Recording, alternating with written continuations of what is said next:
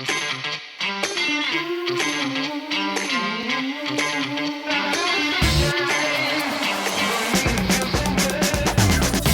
folks, welcome to episode 63 of the Mile 20 podcast where epic shit happens. I am Laura, and I'm here with my bestie, Lorri.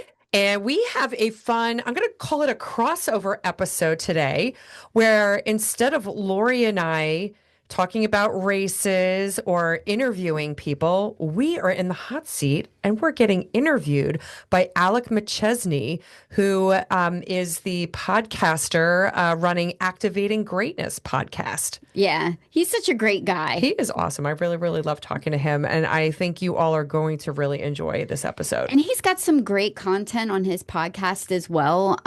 His is primarily focused on like business leadership and culture development and things, but there's a lot of crossover and nuggets that you can get between like the running world and things that you get through business and how that all crosses over and applies to one another. Yeah, I was listening to an episode. I don't know which episode number it was, but Alec was interviewing a gentleman from a school district.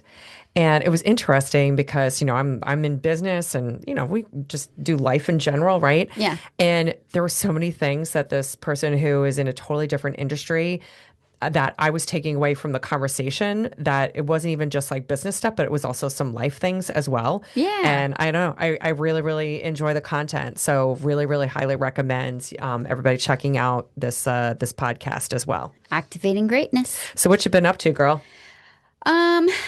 Not a lot. Kind of had a low key weekend, and can I just bring something up for a minute? Absolutely. I have not really sat here and used this platform to talk about how fucking hard it is to watch your kids grow up and leave the house. Yeah. And I've been struggling. Yeah, I know. I've been in denial all fall about it, and I got through the holidays, and now she's coming home next week, but spring semester sucked. It just sucked. I think I was depressed, but I think I'm getting out of it now. What do you think? What do you think it is? Because I know. I went through it too when Maddie left. Has it been different for each of your kids, or was it like the finality of like your last one kind of leaving the nest, or like definitely different with each kid? Like the first kid, you're like, okay, like this is it. I'm ready. Like I know that they're gonna leave. She's prepared. Whatever she goes. And then the second one, you're like, well, I still got the baby at home. This sucks too. It's the boy. But the best thing Dave ever said to me is that the NCAA now owned my son. So I knew where I stood in the food chain of his time. So that made it easier. But when it's empty and they're all gone and it's like that whole chaos and like you've poured your blood and life into these three individuals, it's just the finality. It's been hard for me. So I just have to say that thank goodness you, like, through all of the years, right, that you were at activities and focusing on kids' homework and like just being so ever present for them.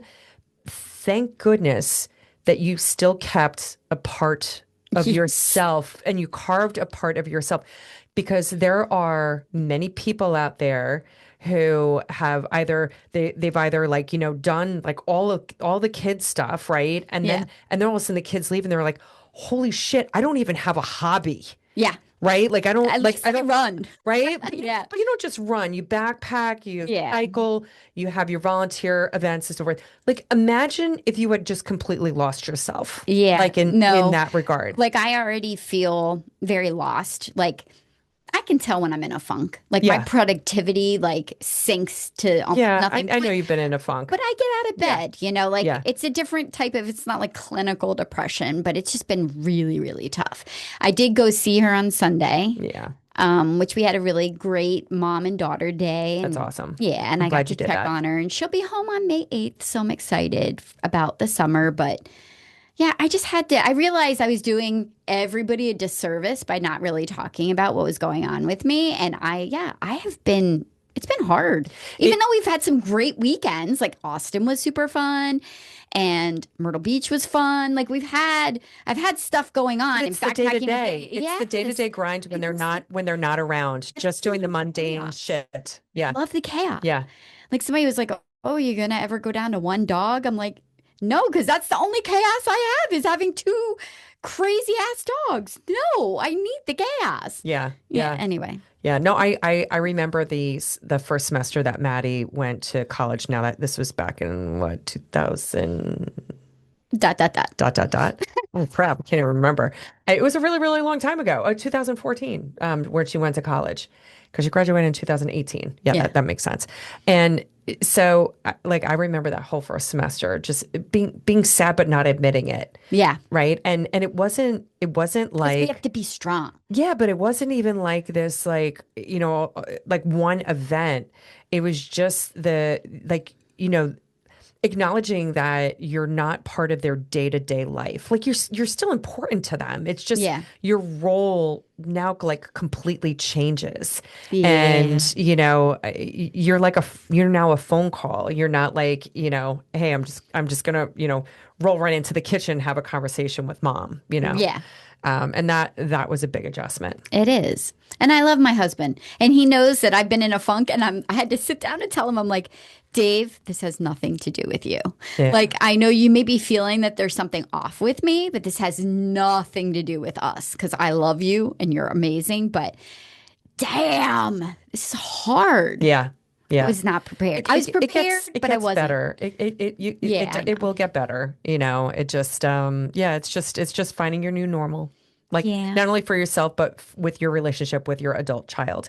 Because like Yeah. there aren't a lot of books out there that go and say, okay, No, how do you transition from being like a high school mom to being like a college mom or no, like but an adult you mom? gave me amazing advice when we were on a run one day, and I remember it. She's like, listen, Laura, that would be That would you. be me. You are sitting right next to me. You said to me, Lori, there's a time in life where you change from being a like hard-nosed parent to being a life coach. Yeah. And I remember that. And I can even remember kind of when that, like basically when they have the car and they have all the freedom in the world to go do whatever the You're a hell they life want to coach. do, they can lie to you. You can think that things are happening that aren't happening. And I know you can track your kid, but I'm sure they have ways around that at this point. Like sneaky kids find a way. Life coach.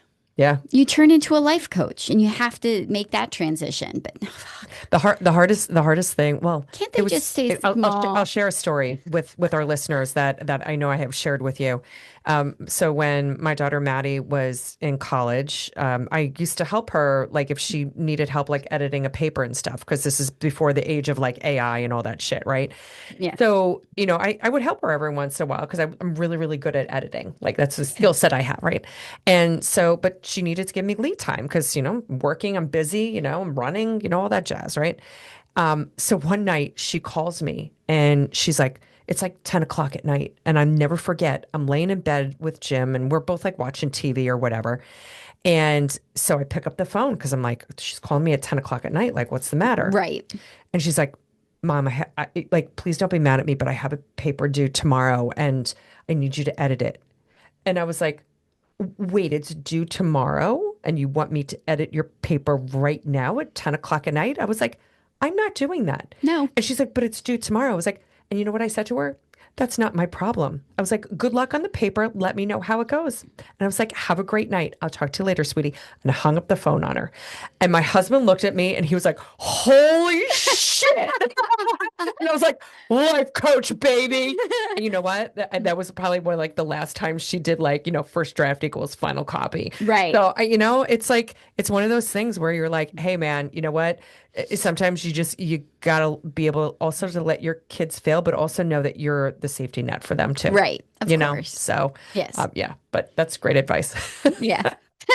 Well, my weekend, Yeah. You had a rocking weekend. I'm not going to go into too much detail other than I took my mom and my baby sister to Paris, and we had an absolutely incredible mother-daughter weekend.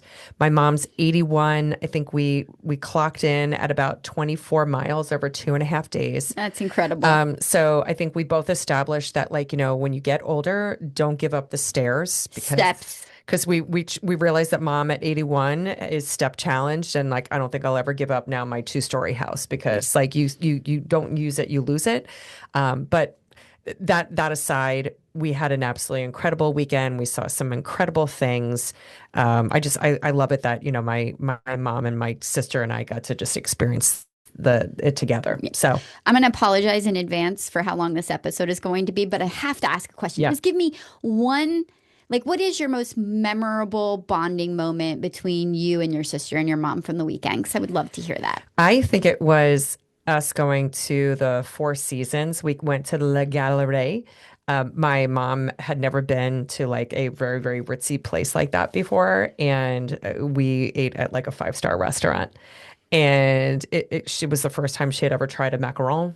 Oh, And we had some incredible wine, incredible service, and I don't know, we got treated like three princesses aw. for like 2, 3 hours. And that was just, I don't know, it was just an incredible. We just had like all these great little snippets of time and stuff. But I absolutely love that. That was one of the standouts. It was Good. one of the standouts. Yeah, I have to admit. I love that. Yeah, yeah. So if anybody who's listening to the podcast wants an absolutely incredible itinerary where you get into Paris on a Friday afternoon and you leave on Monday midday, I was like, I'm your gal. There you go. We packed 1,000 pounds of shit in a 1 pound bag, baby. Because that's what we do. That's what we That's do. what you do. All right. So we ready to get into it? Let's do it. Let's do it. Hello, hello, hello, and welcome to another episode of Activating Greatness, the show where we dig into what it really takes to lead with purpose, inspire performance, and create lasting impact. As always, I'm your host, Alec McChesney, and every episode we sit down with leaders, thinkers, and change makers who are unlocking potential in themselves, their teams, and their organizations. Here we talk about the real stuff, leadership that drives culture, strategy that creates momentum, and the mindset that turns good intentions into game-changing results. Because greatness, it isn't a title. It's a choice. It's something you activate every single day. So thank you. Thank you for listening, for showing up, and for being a part of a community of leaders who refuse to settle for good enough. Now, let's dive in and meet today's incredible guest. I usually say guest. This is actually our first episode, Lorri and Laura, with two people on the Activating Greatness podcast. And I definitely know it's the first time that we've had two best friends and hosts of another podcast, the Mile 20 podcast.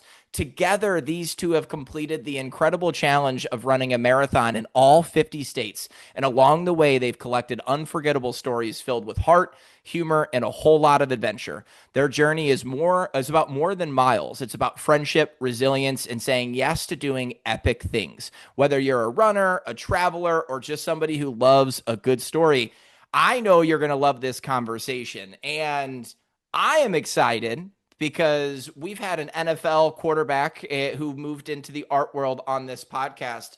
And now we have two people who may or may not be insane on a day-to-day basis, running multiple marathons in the whole globe. I heard today on the podcast that we're at 62 between the two of you together. You guys have run 62 podcasts or 62 marathons together. Is that correct? Am I right in that?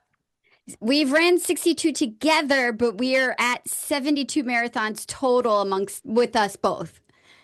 Oh my goodness. And that is too many marathons, just right out of the gate, but it's also a testament to what greatness is. And one of the reasons why I'm so excited to have you both on the podcast is when we think about leadership and we think about greatness, especially in our world here at Velocity Advisory Group, you so often go to a CEO or you go to a VP or a director. But what I've loved about this show is that each of those individuals has their own story, and half of them have struggle with, should I even be in this role? Have I done enough? And I shouldn't even be on the podcast.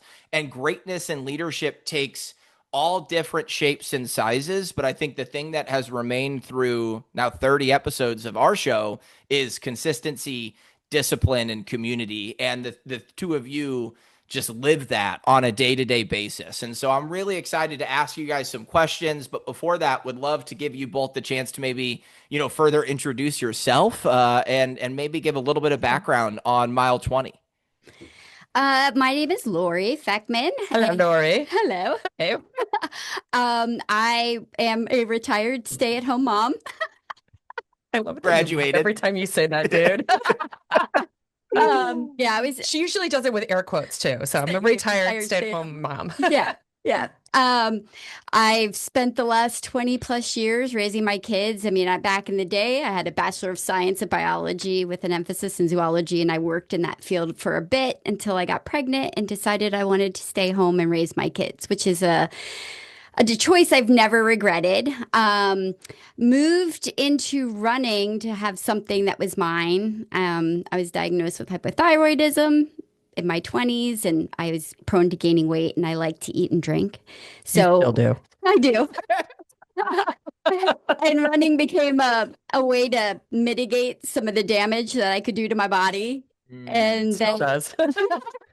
it does. And then, through the years, it kind of unfolded, and I had a crazy dream to do a marathon in all 50 states. And then I met my best friend in 2014, Yeah, and she that's joined me me. on the journey. That's me, by the way. Yeah, that's Laura. For those at Um, home. Yeah, yeah. Yeah. And so that's kind of how the journey started. We can get into more details a little bit, but I'll let Laura introduce herself. Yeah. Hi. And Alec, first, I just want to say thank you so incredibly much for having us on the podcast. I think that this is a really cool crossover because this is the first time that we have been interviewed. We've interviewed a lot of people on our podcast. So this is the first time we're in the hot seat. So Yeah. this is kind I of can't cool. wait. So you want to talk gonna about grill first, you. I'm right? gonna grill you the whole time. Oh, please do. Please do. So my name's Laura Lee. I am an executive. I'm a VP at Comcast. I've been there for a little over 12 years. And I started out my career as an engineer officer in the Army, graduated from West Point, and I'm going to say the year in 1993 because my ass is old. And or older, and I think that that will be a common theme, as we're talking through our journey, together. But I'm married happily for almost 33 years now to my husband Jim. I have a daughter who is just turned 30. She's a lawyer in Philly, and she got married about 2 years ago. So we're waiting on some grandbabies now. No pressure. I keep saying that. I was like, no pressure. But There's loads of pressure. I know. Yeah, there's so much pressure. There is so much pressure. I want to be a Tutu. That's going to be my grandma name, Tutu. Oh, I love it. But right. But I got into running in 2004. So when I was in the Army, I hated running. And running it always felt like a punishment, just like like something you had to do, not something you wanted to do. And so in 2004, my youngest brother, I'm the oldest of four kids, my youngest brother, Ned, was diagnosed with cancer.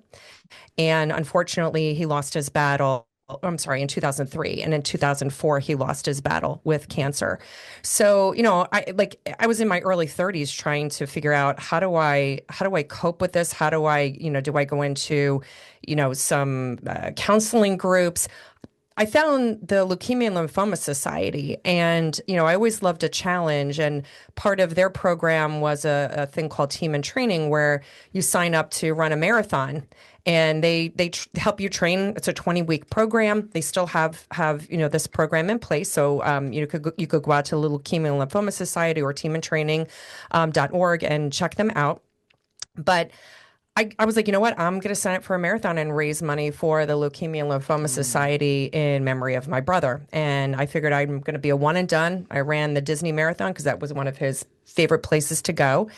And I finished it in 2005. And then I ran like two more Disney marathons because I wanted to raise up to $27,000 because he died at 27 years old. Yeah. So I raised $27,000. And then I ran a couple more. And then that's when Lori and I met in 2014. And we met at a running group. And, she had shared eventually that she was, I'm running. She's like typical Lori. I have goals. I'm going to run a marathon in each of the 50 states. And I'm like, great, good for you. And then every time she signed up for another marathon, I was like, I'm going to run that with you. And then finally, it was like 2015, we ran the Rehoboth Marathon, and we normally do a no shower happy hour. It's when we finish a race and we just plant our asses at a bar and drink. Yeah. And because that's always healthy for you after you run a race. Absolutely. It's what you should do. And what did you say to me when we're sitting at the bar? Well, I was talking about a race. You're like, oh, I'll do that one. And I just looked at you and I said, you're doing this with me. You know that, right? Because like, you keep signing up for these races. So it sounds like you're doing this with me. And that's how it happened. Now, when did the podcast come along? I've got a couple of high level questions that I need to ask, but I want to start with when did the podcast come along and why the podcast? I think 60 plus episodes. I've listened to a couple. I listened to I would call it a scathing review of a couple of the marathons, and then I learned so much about the We're Boston honest. Marathon. So you need to go check out these episodes. But why the podcast? Why that format, and what led to it, and why are you still doing it so many episodes later? Well, I'd say it was very much driven by our children. Yes. Laura was really great at documenting, taking lots of photos on our journey and everything while we were doing this. Our goal, which started out as my goal but became our goal, was to run a marathon in all 50 states. But to do it, like there are companies out there where you can do like 5 marathons, 5 days, and knock out 5 states. And that was not the experience that I wanted. I wanted it as an excuse to go and explore random places in the United States. I thought it was a really cool way to connect with our country. And ditto. And we were completely aligned on that. Yeah. It was going to be about the journey, not Just doing it, not just checking a box to say I did it. Yep. Yeah. So we were terrible journaling. Didn't We journal. regret that. We regret that terribly. Yes, journal your journeys. Everybody should be journaling out there. But Laura was really great with Facebook posts and pictures and things like that. So finally in 2023, when we finished Hawaii, the kids were kind of like hemming and hawing, like, oh, it's too bad. And then was it Maggie? Yeah, I think Maggie. I think it was Maggie. Your daughter, but Maggie. may have been one of the other kids was like, you guys should do a podcast. And we're like, what? Who the hell wants to listen to us? Yeah, I think I drug my feet on it longer than did. both you and Maggie did, because Maggie's like, I'll produce it. And we're like, Oh, I "Great. love it. Okay, that's at my oldest And we daughter. knew nothing. We knew nothing about podcasting. Like I mean, it's once you learn, like what equipment you need and software and how to post things and, how to structure a podcast. And you listen to other podcasts and what do you get attracted to or not. That's really how we learned. I mean, this was something that we all kind of jumped in together and knew nothing about, before doing it. But the purpose of it is kind of twofold. Like, we are two women in our 50s.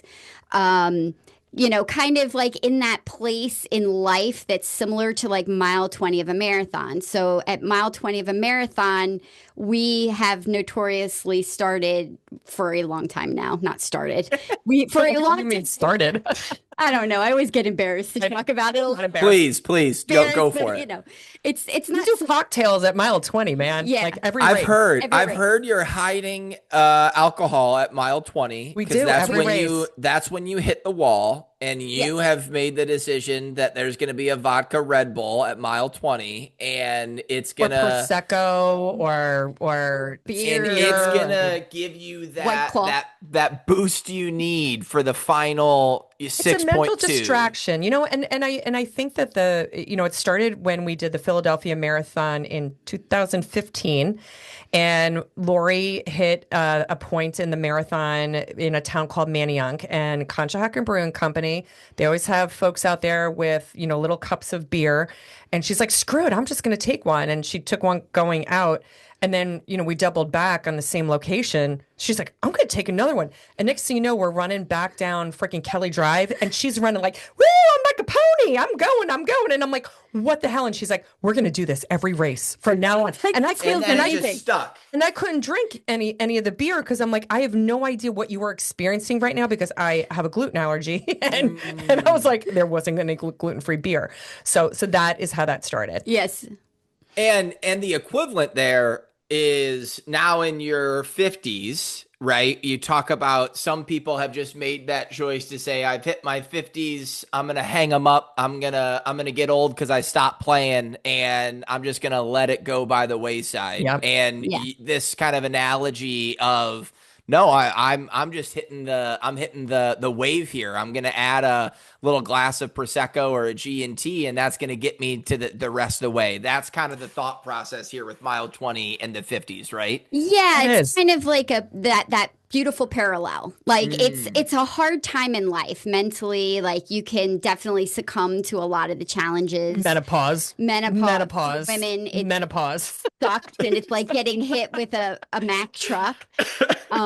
But yeah, like just choosing, like our podcast is about not only running and trying to motivate people, it's about the travel experience that we've had in each of the 50 states, the places we've eaten, the Mm. places we've stayed, the wonderful things that we've seen. And Um, continue to see and continue to push each other, despite, like every once in a while I'm like, I don't know if I'm gonna like run too much longer. And then I have this like epiphany moment going, dude, I'm afraid to stop running, honestly. Like I Yeah. turn 55 next week and I'm really afraid to stop running because like What I happens? don't want my body to stop. And Yeah. and things don't hurt. I'm gonna knock on wood, things don't hurt right now. And I'm feeling good about things. And I'm like, how do I keep that in perpetuity? as You know? opposed to Yeah. B, who I don't know who all has seen Ozark here, but the little petite blonde girl who's her quote is like, "If you want me to stop, you're gonna Yeah. have to fucking kill me." That's Lori. That's That my is take. Lori. That is Lori all the time. I'm going to fall over dead at 100, and somebody's gonna have to pause my Strava. Yep. The Strava part of that is absolutely incredible. I want to Is it say true? you guys are unbelievable role models because we had a prep call on Tuesday of last week, and then I went for a run after Hey! our prep call, Yay! and it was like, okay, you have to force this, and I think of my wife's mom and her grandma, now great grandma and grandma, for our daughter Maxine. So I hope that you get to experience what they are experiencing because they are just first grandkid on I that side love of the that. family. But so active, right? Like great grandma is playing pickleball on a consistent basis and getting up and down. And I'm like, you got to be kidding me. How are you in your 80s playing pickleball? It's like, well, because I never stopped. I was playing golf Exactly. or I was playing tennis and I picked this up. And now it's just something that, what else am I going to do? It gets me out of bed. I feel good. It's just such a fun way to exist. And I think that what you guys are doing through the story is also your podcast is also storytelling for the next 100 years, right? Like Yeah. I get very emotional when I talk about Maxine and like the future, and all of our family members have done some version of that book, like the My Story, so that way you Yeah. can read those. But I'm a big proponent of the ideology that is there are three times someone dies. The first time someone dies is when they realize that death is possible. The second time is when you actually die. And then the third time is the last time that somebody says your name or talks about you. And when you think Yeah. about the impact that you guys are having with this podcast and the stories that you are telling, I mean, think 100 years from now, grandkids, great grandkids are still able to listen to the absolute insane shit that you guys were doing on a week to week basis across the globe. You know what brings me joy, Alec? So Lori said earlier that her daughter Maggie, so it's her one of her oldest of the three kids. Yeah. She's our editor and producer, and she always sits on the table opposite of where we're sitting right now. And she's not here today, but when she is, and we're telling a story, and we're kind of cracking ourselves up, and when she starts cracking up about something, I'm like, that's why we're doing this, right? And Yeah. that's Oh, it's exactly, awesome. like Lori's friend, Deneen, who Lori bikes with.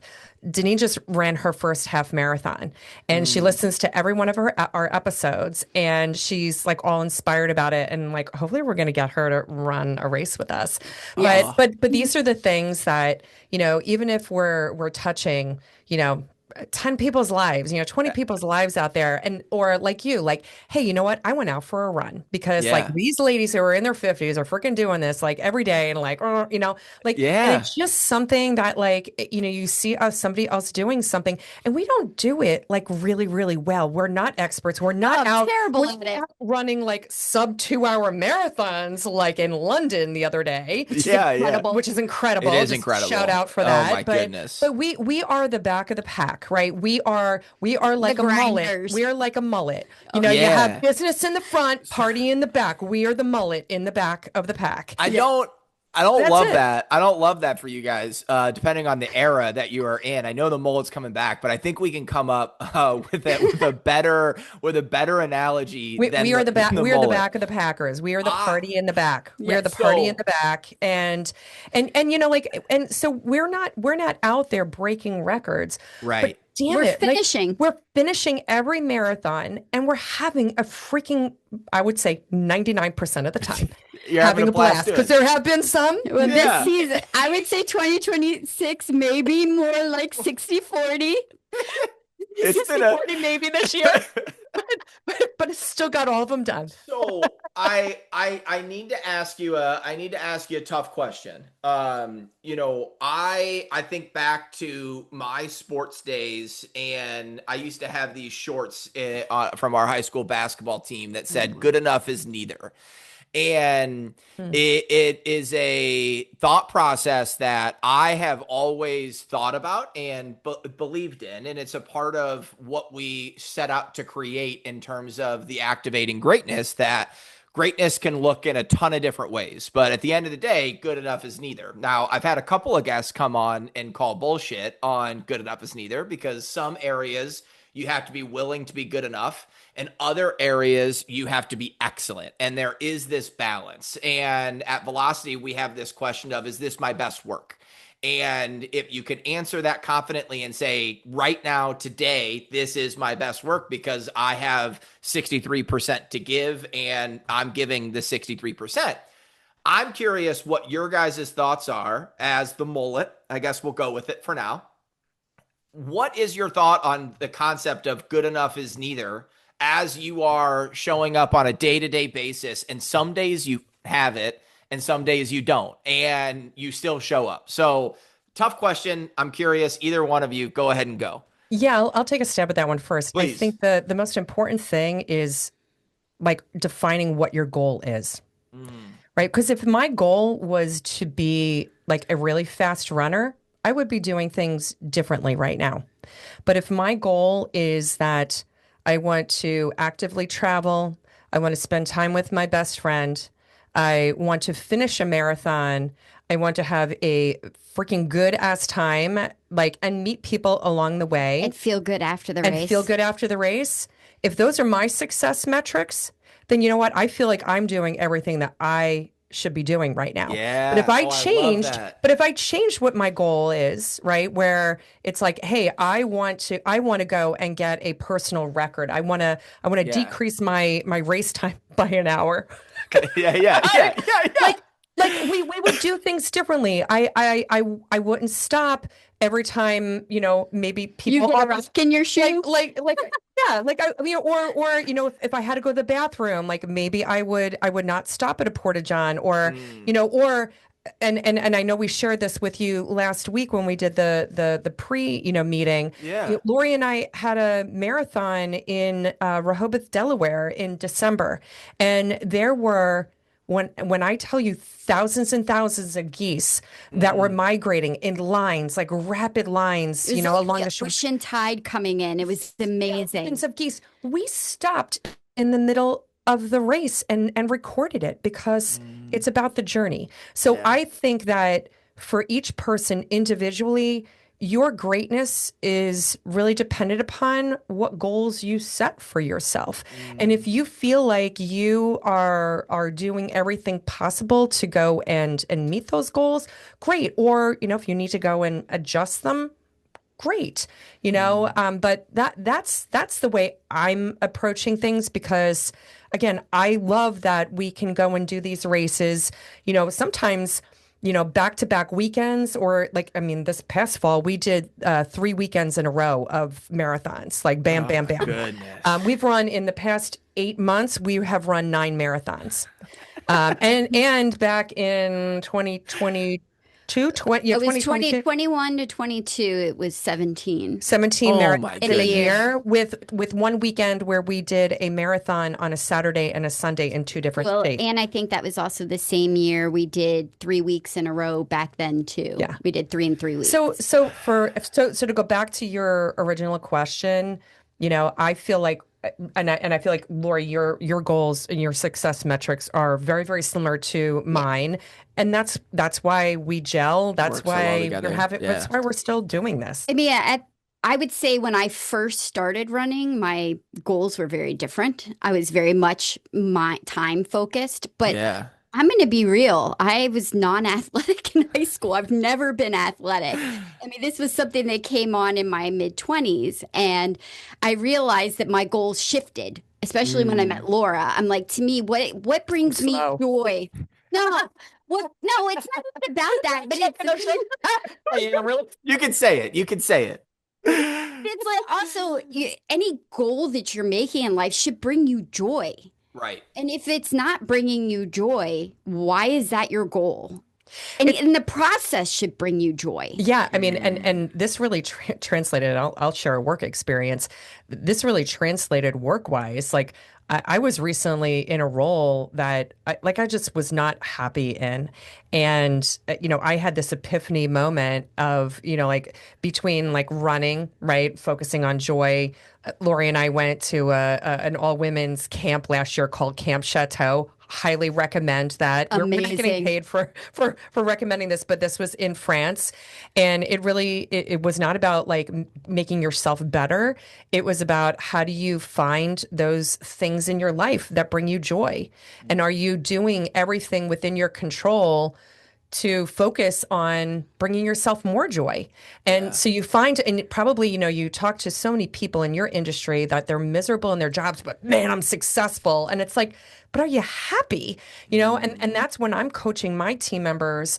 It's like, hey, are you happy doing what you're doing? What are your priorities? I can't prioritize stuff for you. So when I came back from this camp last summer, and because I was just not a happy camper like where I was, I actually had a conversation with my former boss to go and say, hey, dude, like, my job isn't bringing me joy anymore. And here is like, and I flew back the entire way from France thinking about like how we could go and like reorganize, the team, so that way we can, help the structure of the organization, but then also like get me engaged in a different way. I am so freaking happy doing my job right now because we changed things, but it was controlling my destiny. And like, how do you figure out and be honest with yourself? Because sometimes the thing that you are successful at and that is raking in money and stuff is not the thing that is bringing you joy. Yeah. And that is the hardest self-awareness thing to go and like kind of take a step back on, going, whoa, right? So Yeah. Well, I need to like double click on 17 things you guys said there. So I no, it's amazing. I told you guys I'm an emotional human, so I've got goosebumps. I'm ready to run through a brick wall. I'm not ready to run a marathon, but I can maybe do 2 miles. But I asked the question about the good enough is neither and your thought process on it. And we instantly went to, we can't even really know if good enough is right for us if we don't know our goals and what expectations we have. And if we have the right goal, then it's a lot easier to say, hey, this actually is my best work. Whereas if you were trying to set PRs, you might look yourself in the mirror and say, hey, this is probably not my best work to reach that goal. So comes back to expectation setting and goal setting that yeah. is so important in that. But I want to focus on this concept of joy for a minute. 30 episodes into this podcast, a recurring theme is, hey, work doesn't have to suck. And it's been really delightful hearing people from every different background. And whether that is a woman in construction, a woman in the life sciences, a male CEO who has been in the construction industry for 50 years saying, I don't want my people to be unhappy. I don't want to be unhappy. Life is way too short for this thing that takes up so much of our time to suck. Because then what Absolutely. happens more often than not is you don't then have the hobby like running. You then don't have the hobby like fishing or reading because all your time is being drained and your energy is being drained and you aren't finding those positive ways to pass the time. Which brings me to my question. You guys both have very different backgrounds in terms of your day to day. And especially when you first met, let's say, 2014, I think is where we were. And Lori, you were sitting in one side of the world when you first met Laura, in the other, trying to probably climb the corporate ladder. And Lori, you were probably trying to get into the what was it, the parent teacher conference and running these groups and running a nonprofit. But yet you guys melded. Like, I've heard you say best friend 5 times, and it makes me emotional just hearing you guys say that. Like, you're intentionally saying that. So I'm going to ask my bad podcast question. How in the hell did you guys both find running in the concept of, I'm an executive and I have 50 hours a week and a child, and I'm still going to dedicate time at 3 a.m. And then Lori, in the other perspective, 3 kids, however, like, you're doing all these other things, and yet your schedules were able to align. You were able to be intentional about that. And you were able to balance being a mom, being a woman, being a leader, and run. Honestly, that's not even a bad podcast question. It might be an awful one. Like, that is heavy. That is a big question for 5:18 Central Time on a Tuesday afternoon.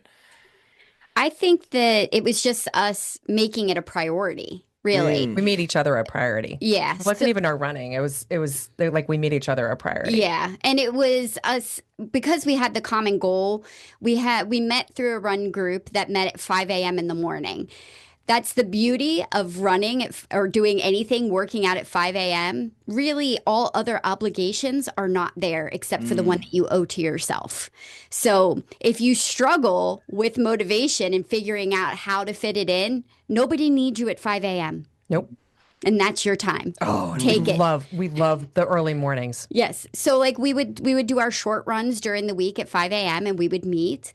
And then on the weekend it was, okay, what do we got going on? Yeah. Where are the kids going? What? We did one run in Philly. That was fun. My daughter had a dance convention. I love that run. There was a big trend on Strava where people were spelling things out or like drawing designs through the running routes. She and I actually did an epic run route through Philadelphia. We wrote the word epic on the streets. Yeah. It was the most. That was the most fun. And if I mean, I think it was like maybe 7 or 8 miles, but like it didn't even feel like it. No, we were just running epic. Yeah. Oh my in Philly gosh. because I had to. I'm like, listen, dude, if we're gonna get the miles in, it's got to be in the city because I've got to be in the city all weekend at a dance convention. So, I mean, we just did what we had to do to get through that time. Yeah, and like it's funny because my mom has asked me like or has made comments like I just don't know how you run like all the time. Yeah. And I'm like, well, Mom, it's kind of like you're sitting around a kitchen table like with your girlfriends drinking wine. I said, so that's like mine and Lori's time to spend together, but we're not sitting at the table drinking wine. Like like during the races we'll have a cocktail, but like. And after. But when we're, because we both live very busy lives, we still do, right? Yeah. But I feel like that's my girlfriend time. Like that's my time to connect with Lori, to be able to take that time to just catch up with each other. Like there have been times where I have been injured, and again, because our lives are busy and stuff, and right now with the podcast, we get to see each other at least once a week. But like sometimes, like we would go like 2 or 3 weeks or a month, or a month, and it was like, dude, I like really miss you, like Yeah. So I think when you find your people, and you will do anything and everything to be able to spend time with them. It just so happens that we happen to have this love for running as well as traveling together. And like Lori and I, even though we are very much like we have like kind of gone different trajectories in terms of like stay-at-home mom, or working. Yang in all aspects of our life. Yes. Yeah. If you go into our hotel room, because again, I'm just a very organized, like He's military. dress right dress, cover down, and then there's Lori's corner of the hotel room where it's like looks like everything exploded, and Yeah. Unicorn color. it is, corner. right? But we operate so well together, like just even through our traveling. One thing that I'll share is we ran a marathon in Alabama. Was it Alabama? Was the rainstorm? No, Jackson, Mississippi. It was Jackson, Mississippi. Which one was that? No, that was Mobile, Mobile, Alabama. Alabama. Yeah. So we were flying down and we got stuck through a storm and they landed us in Tallahassee, Florida. And we had a very narrow gap. We had like a tight window for like we had arrival and packet pickup. Yeah, we had to pick up. Oh my gosh. Like that night. Because the race was the next day. And we were like, oh crap. So literally like they're getting us off the plane and Lori and I are already on our phones, right? And we're figuring out, okay, what are the options? Like we already had a car lined up, like X amount of hours. We're gonna be like screeching in there on like, two wheels, but man, we're gonna do this. We ended up picking up like two other runners at the airport that were on our flight, and we didn't even know them, and we drove out with them and we made it. But the thing that I loved about this is that through all of our traveling, I mean, we are so savvy travelers that we are able to adjust to like adapting. Yeah. We can like pivot, Yeah. And that's a life lesson, right? That, God, it's just like anytime something comes up, like it's like, okay, like we're just gonna go and like adapt. We're gonna just go and change. Pivot. We're just like you can't be mad about it, right? You have to go and like figure it out. So that has transcended into all aspects of our lives. Yeah. There is such a level of admiration that the two of you have for each other that is noticeable within seconds. And I'm sure you hear that often, but I felt obligated to say it. And I love her. She's love her too. I love you, man. I love her family too. Well, obviously there's that intertwined of the community and Maggie helping on the podcast and Maggie texting me. I did say that I'm going to blame her for the snafu on our audio early on. And she said, I'm sorry, I myself was running. And so I mean, it's clearly being passed out in some capacity or the other. But can you talk a little bit about how in the hell do you stay consistent for this long? When we talk about, when I mentioned the greatness in leadership, the three things that I've really seen are the consistency and discipline, and then having the community. And clearly we've covered that community. You guys have pushed each other. I think it's going to help on the discipline and the consistency. But can you just talk through how, through all of the different changes, the children graduating and going to high school and college and getting promoted or changing jobs, how have you maintained this level of discipline and consistency? And what advice would you offer to somebody who is trying to do that as well? I'm sure the answer is a little different for both of us. Yes, please. For me, I would say it's having a little bit of emotional intelligence, being in tune to who you are and knowing what your own limitations are in your brain. So we've committed to running a mile a day for this year, for the year of 2026. And, now we're coming towards the end of April now and still doing it consistently. It sucks this month. That doesn't sound great right now. Sorry. I am one of those people, because I was a stay-at-home mom. There are times where I don't get out of my pajamas. Okay, I'm going to be real. Like, I don't have to. I'm not going anywhere. I'm not seeing anybody. I'm hanging around my house. I'm doing laundry. I'm cleaning. I'm doing other things. Yeah. There are days I don't like to get dressed.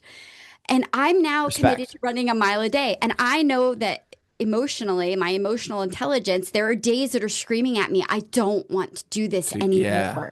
I want to stop. This is exhausting. It's not something I don't want to do this. I got peer pressured into it by these people that surround me. But I know I know that that's going to happen upon on some days of the month or some days of the week, Mm, and it may be multiple days in a row.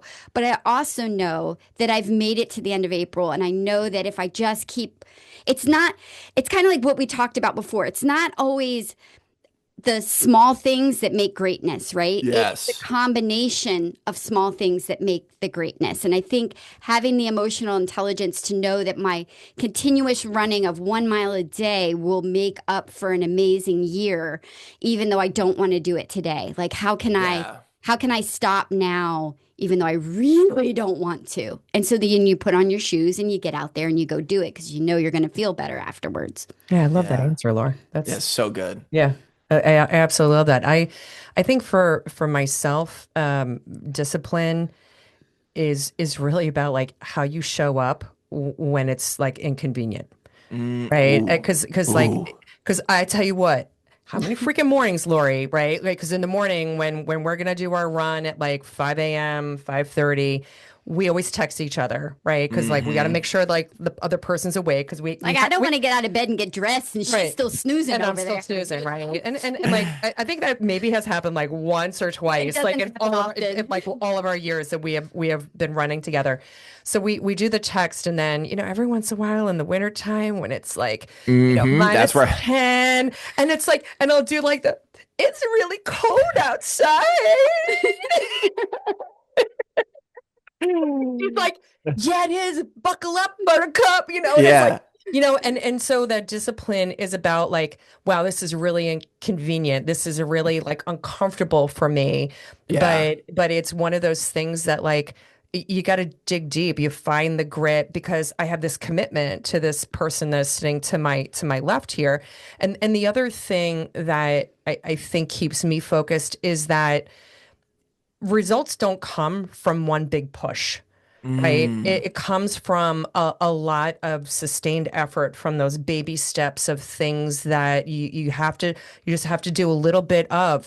So those even like those little runs that we do, those 3 or 4 mile runs that we do during the week, sometimes you can say, oh, why do they matter? You just do a big run on the weekends and just get it over with. Like sometimes we do that too, but those little runs, Those are they matter. they're the foundation. They are the foundation. And I think that again transcends to like just life in general for me is that like there are those little things that like I have to do, whether it's in work or like just managing my schedule, juggling like my time Yeah. management, right? So that way then, I do those little things so that way I can open up time to be able to dedicate, spending it with Lori and running and Yeah. traveling, on the weekends and stuff, right? So that's how I would answer that one. Yeah. Results don't come from one big push. Might just be the name of this episode for me, and the theme of it. Although maybe like giving birth, maybe. Yeah.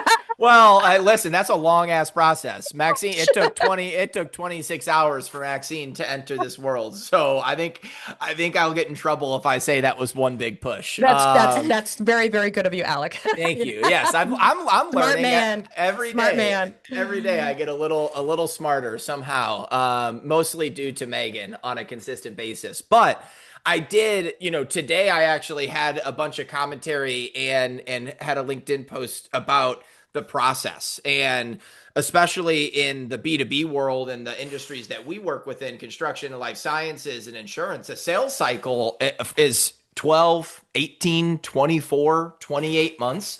That's not one meeting that wins the deal. It is Yeah. It's a 74 slog. It's a slog. quality. Yeah. Yeah, it is. It's quality and it's being consistent over being flash in a pan. And somebody that can run, one marathon, they're awesome, but 62 marathons, like, you start to look at what is that process. And again, it comes back to the end goal of if you want to run one marathon and that's what you set out to do, amazing.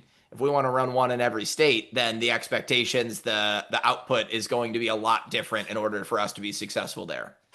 Agreed. Absolutely. Yeah, when we were doing multiples, you can't press for PRs at every turn. That's Right. just not your body can't handle that. No, and in fact, we even noticed that, earlier on when we first met in 2014, there were a ton of people in our running community, right? There was I mean, there were like 20, 30 people that would run in the morning. we're like some of the only two that are still like out there running. Yeah, And, it's you know, amazing. and we were always, the Back of kind the of the back of the pack. pack.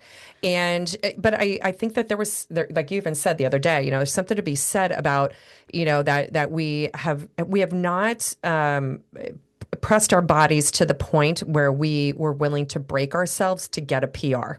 Mm, That was not what this was yeah, about, it wasn't about right? that. And Yeah. and it's not to disparage anyone else who wants to go and do that, but that Because again, that God, was that's how you break a 2 hour marathon. right. Yes, yeah, But yeah. that was And not part of that was not part of our goal, our yeah. goals together, Yeah. I love it. One story I want you guys to tell before we wrap up, and then we can do a couple of rapid fire questions. But you might have hopped off a plane or you were at a restaurant. I'm gonna say it was in Wisconsin, but you've been to every state and to a lot of countries. But there was maybe a group of women who were in their 20s or Ah, 30s, and they kind of alluded. I don't remember if there was an alluding to that you guys were still doing this or if you guys overheard them, but there was just kind of this perspective of like, hell yeah, we are still doing it and we can show that it's possible 20 years later. Do you mind telling that story? Because I was ready to oh, that's run you once tell I it. heard it. You're good at telling it. We were on so it's Grandmas. grandma's marathon in Duluth, Okay, and okay. they have, so if anybody who's listening to the podcast, wants to go and run that marathon, It's amazing. it's amazing. And take the train. There's an old historic train that actually you can hop on, and you take it to the start of the race. Oh, that's awesome. And it's all runners, and we just happened to be sitting across from two gals that were in their 20s, kind of, like us, running together, starting out their It's journey. funny when you look at them though, and you thought, "Are they our peers?" And then you're like, "Oh And no, you're like, oh oh, no, they're oh, not our peers." no, no, no, no.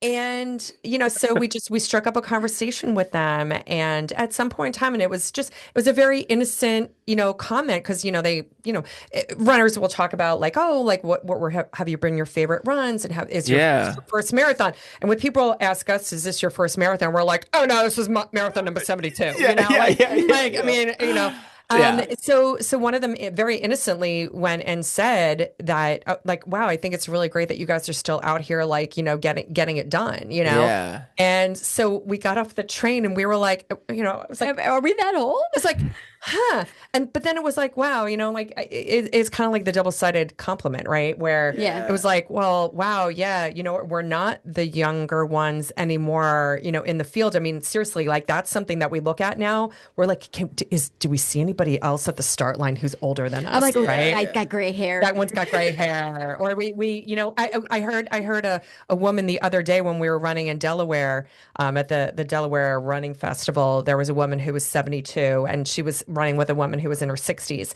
And she's like, girl, I am 72 years old and I am running until like the wheels come off the bus, right? Oh my gosh. And it was like, oh my God, I turn 55 next week. And I'm just like, yep, I choose that. Like I Uh, choose that, so it's one of those things that if we can keep getting out there and having either other runners, other women, even our kids, Yeah. looking yeah. at us going, yeah, like, like I choose that. Or younger, just anybody younger. If they can look at me and think, well, if she can do it, I I can can do do it. it, then yes. Because Amen, I girl. actually kind of had that a little bit. I don't know if I've ever told you this story. I was working out the Breaking YM. news. Yeah.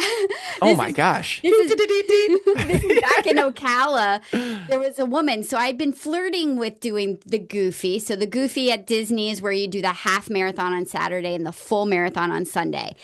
And I'd never ran either, but I was thinking about doing them both. Because stories go big or go home, I'm like, well, if I hate it, I never want to do it again. At least I can check the box that I did them both. Sure, sure, sure, sure. I That's a don't great know. way to think about it. But there was an older woman at the Y that was wearing the I did it, ran the 39.3 Goofy shirt. And I was like, oh, you did the Goofy? And she's like, yep, sure did. And she walked on, and I'm like, well, she can do it. I Yeah. can You do can do it, it. you Oh know? my And so gosh. if I can pay that forward to anybody, then that would be full circle and perfection. Have I ever told you that before? No, you have not told me There you that. Wow. go. See? That's why we're on. And That's why that's we're a on the for Activating Greatness podcast, just for that first. Well, I will say it as an utter compliment.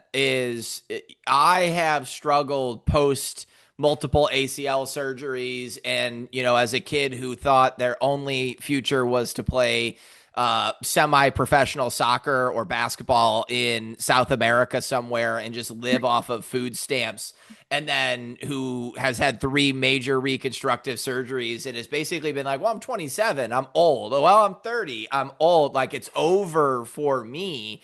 It has just been so eye-opening and enlightening and amazing to hear both of you not only do this, but to do it with such vigor and passion and excitement. And I think that word that I keep coming back to, Laura, is joy. It's just so tangible when you guys talk about this. So while I might not say if you can run 62 marathons, I can run 62 marathons, but I might be more inclined to, run 3 miles.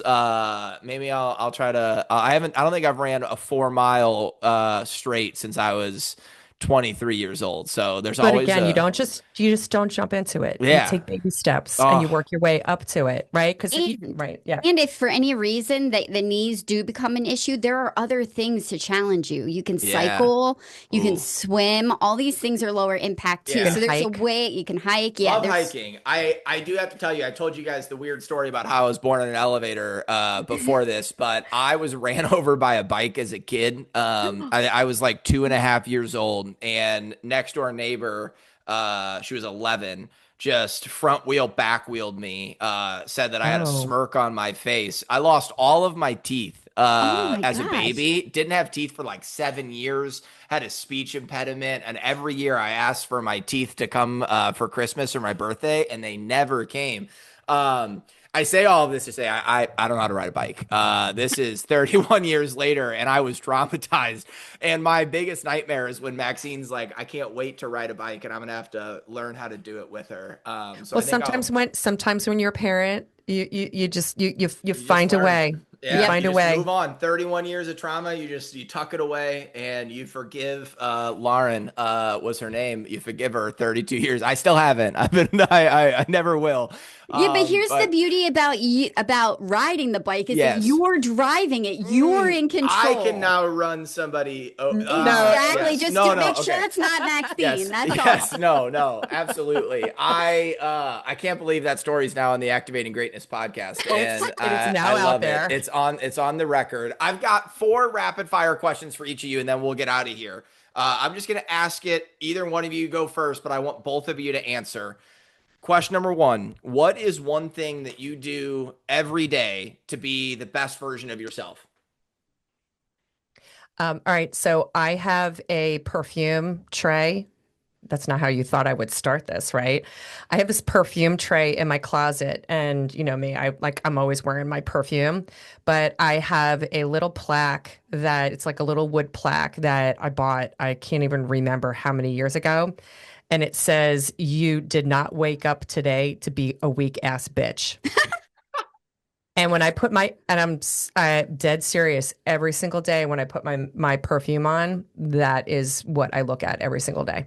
Hell yeah. I love Okay, it. her Lori? answer is way better than mine. So I would It's not a just competition. I would just say I have a very strict routine, a little OCD about a Love it. routine in the morning, just like getting up, Are you going to talk about your breakfast. coffee cups? I'm not going to talk. I'm not going to go into that many details, but But yeah, you have a routine. You I have a stick to it. routine. Does the routine travel?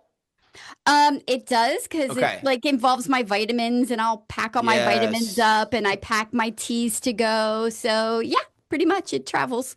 I love it. I love it. Those were 2 that's fantastic. And I need that plaque like for everybody in America. Send me Question your number address. I'll send it to you. Question number 2.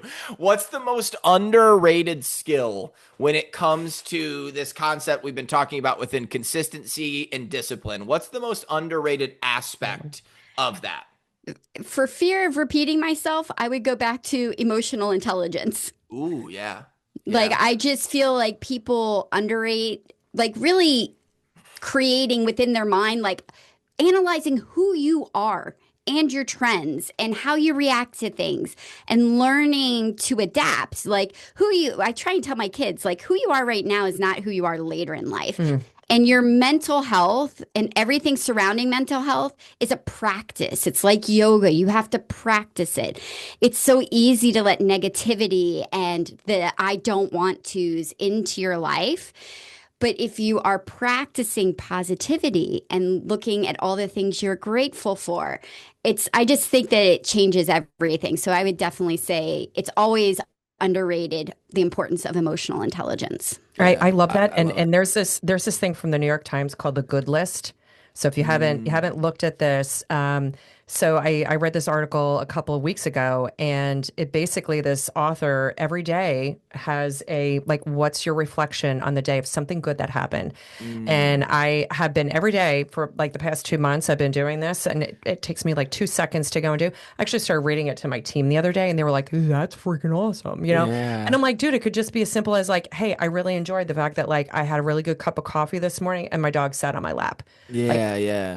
it's those things. But my answer to this one is very similar to Lori, but a little bit different.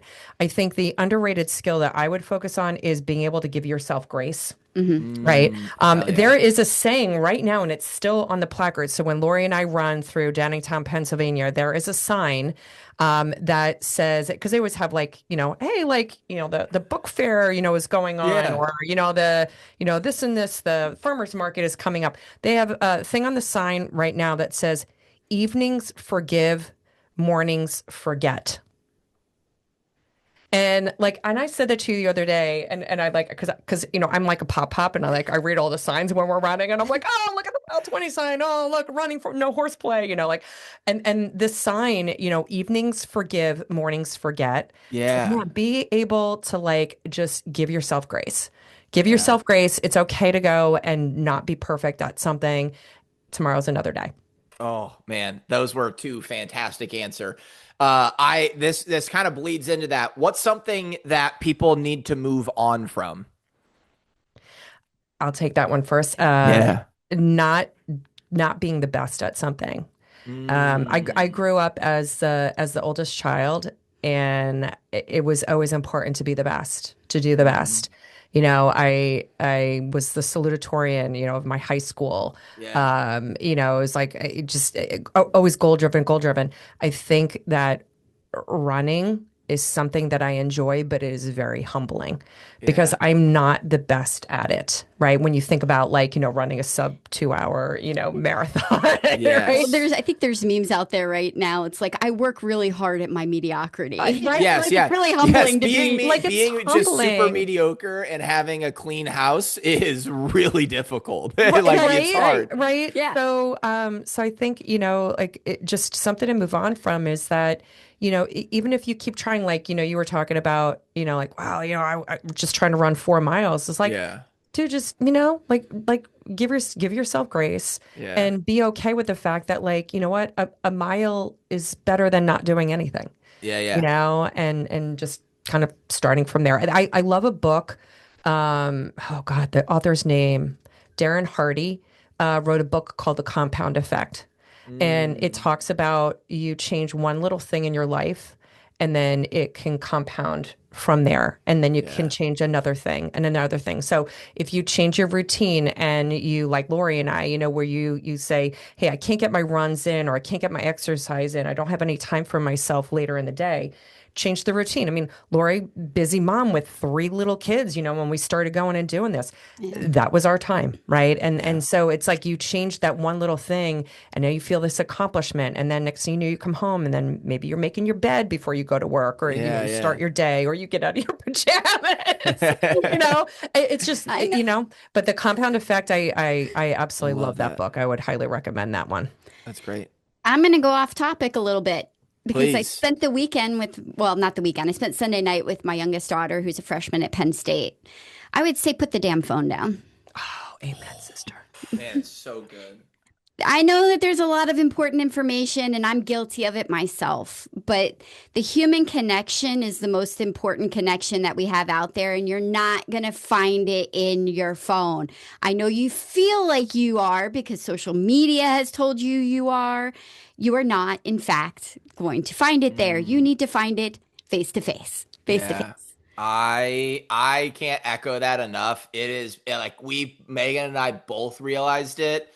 And then you have a daughter and you're just sitting there. And now, when you're 2 months old, it's one thing. Now, I mean, if you don't pay attention to her for 10 seconds, she is like, guys, what's up? And you all of a sudden realize, like, I was just looking at this box Yeah. as she's trying to take her first steps. You're like, what? Why does this thing even exist right now? So I love that one. Again, two awesome answers. We're going to finish out. What's the best advice that you've ever received? Ooh, best advice I've ever received. God, I don't know. You go first. Um, mine had to be when I was a 21-year-old second lieutenant in the Army. We were on a firing range. So I was like the officer in charge of this firing range. And Staff Sergeant Nunez comes over to me and like we're having this conversation, right? So he was one of the drill sergeants, and this was like privates. It was like basic training. I was in a Yeah. unit that managed basic trainees. And which, by the way, it was like the first time we had gender integrated training in the Army. So like Mm, that's how far back I go, right? So we're at this firing range and it's I don't know, God, it's like midnight because it was like a late night thing. And we're just shooting the shit. And he says to me, like, hey LT, like, can I give you some advice? And I'm like, sure.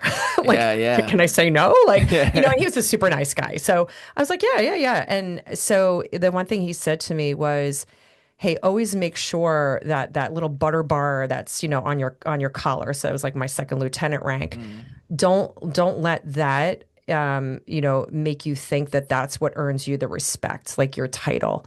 Like always put your soldiers before yourself. mm, And just always lead that way, and your soldiers will always take care of you. mm. And that, I mean, like seriously, like that 21 years old, that has resonated, like even like, when we were on the chow line, in the army, soldiers always eat first. If I get like freaking crumbs, that's what I Yeah. got, right?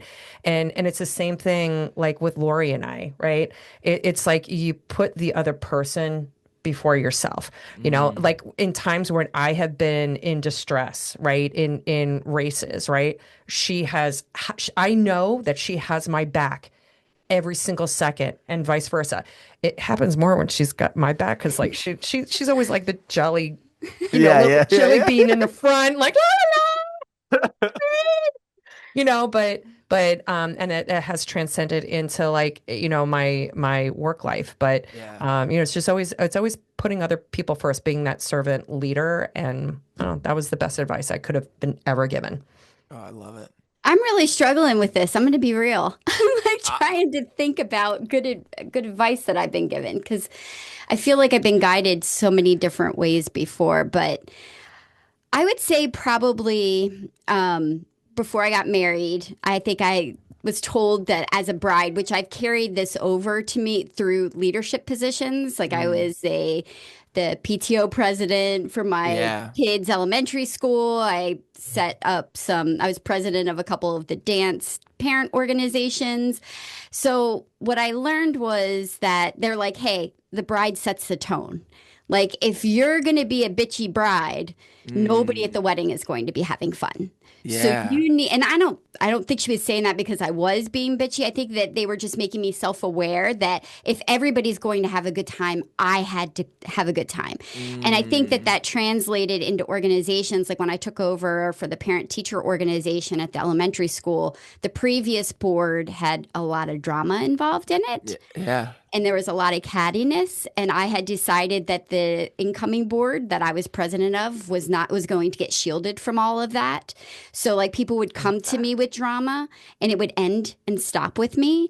So I feel like even now there are times where I'm being exposed to things that are negative and I'm able to shelter my own brain and my own self and project positivity, which I think affects everybody around you. So you set the tone of what you get back at you in life. Yeah, you might have been struggling to get to the thought process, but I loved the thought process. I had somebody on last week who, with the best leadership advice he's ever received, was that you're always on stage as a leader, and how you show up on stage is how your team will react. And if you show up angry, the team's going to be angry. If you show up on fire, the team's going to be on fire. And so I think it's very similar. And a lesson that it doesn't matter if you're a leader or a parent or whatever it is. Like, that's the best advice that I had received about being a dad, was that she would feel if I was stressed. And if she's crying and I'm calm, I can get her to calm down. If she's crying and I am like, holy shit, what am I going to do? That crying lasts another 45 minutes, maybe 2 hours. And so there's no blood. There's no blood. Don't stress. You're fine. You're fine. There's no blood. Well, she's just now at the point where she likes whipping herself around, and so it's like the head banging into the walls and into the cabinets is a whole new era that we are in here. She'll learn. In April. Or she'll get a couple black eyes. That's right. One of the two. I know that we set out for an hour. I think we're at the hour and 7-minute mark, because this was so much fun. I still feel like I could talk to the both of you for another hour. I'm not going to do that, because I don't think podcasts should be 2 hours and 7 minutes long. Maybe we'll come back and have another episode in 2027 after I've run like 1 mile and then 2 miles and then, or maybe a marathon. Let's, I'm going to set some proper expectations. How about a 5K? Listen, 5K I could commit to that. I can commit to that. I'll find a 5K, and over the next couple of months, I will train towards that in some capacity, and I will document it for you guys. And then we'll do a little cross episode. I love that. I have to say thank you both so much. I know this was a bit of a stretch in terms of, hey, let's have the Mile 20 on the Activating Greatness and vice versa. But to me, as two unbelievable women, you guys are what greatness embodies, and it's just your own way to get there. And there are so many lessons, if you're willing to listen to it, that you could give to somebody who is 28 and trying to become a CEO, or somebody that is 60 and trying to get back out there and do an activity. And I think that's really the whole purpose of why we wanted to have our show, was these leadership lessons from different perspectives. I never set out to think that it would be interviewing two wonderful, crazy people, but here we are. And I can't say thank you enough for spending some time with us and sharing your story with the Activating Greatness audience. Truly. Thanks for having Alec, us. we are so appreciative. I know Laura said it earlier. I want to just reiterate it. Like, it means the world to us that you had us on your podcast, because it was fun to be sitting in the hot seat for once. And we just appreciate you. Thank you so much for everything you do, reaching out and showing people how to develop culture and all of those things in their businesses. It's so important. Well said, Lori. Well said. Ditto. I love it. Well, I think people are going to really enjoy this episode. If you did enjoy it, on the Activating Greatness side, go into the show notes, and we're going to link to Mile 20 everywhere that you can find it, on the podcast, Instagram. Go check them out. I've listened to a couple episodes. Bob Weinhold from Velocity Advisory Group has an episode on there as well. I would recommend go and listen to that episode. And then reach out to Lorri and to Laura and say, I found you through the Activating Greatness podcast. I'm sure that would make their days, and it would certainly make our days for you to let them know if you are a runner, not a runner, but going to try, or something that you took from the episode. As always, we love to hear the feedback from everybody listening. Absolutely. Thanks for having us. Yes, thank you. Yeah. Thank you both. And everybody, we'll see you on the next episode of Activating Greatness. So next week. Yay. Wait, first, love talking to Alec. Oh, yeah. He's amazing. He is amazing. And it was really cool being in the hot seat, right? It was very cool being in the hot seat. It was really, really cool. And I learned a couple of stories new about you. That was kind of cool. Who knew that they still existed? I know. They do exist. I know. Next week, we will be talking about the Rock and Roll Nashville Marathon, which I think just happened. We are recording, as always, on a Tuesday night. So I think that this year's just happened this past weekend. So we can do some reconnaissance about how that went. Yeah, a couple of interesting tidbits that you picked up on social media. Yes. So we'll be sharing some of that next week. We will share some of that, and we'll also talk about our own experience in Nashville. I love Nashville. I do too. We had a blast there. We did. Yeah. Thank you guys so much for checking us out. Follow us at Mile 20 Podcast on Instagram, Facebook. You can stream us wherever you stream your podcasts. Subscribe. Oh, that hurt. That was big. Like. Why does it look like I'm milking a cow on YouTube? I don't know. It does look like you're milking a cow, girl. Now go make Mile 20 yo bitch. Peace out.